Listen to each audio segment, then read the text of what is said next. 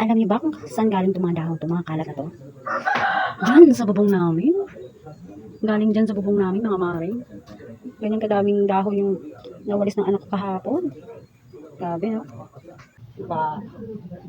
Simulan tayo.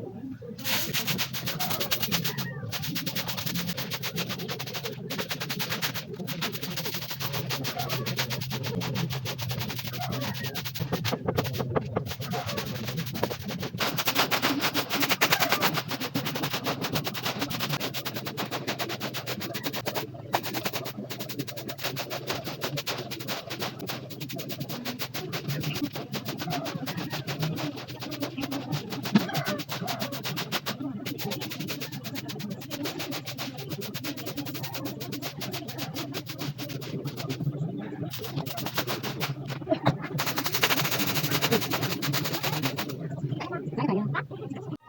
Nakakapagod. Ay, ako.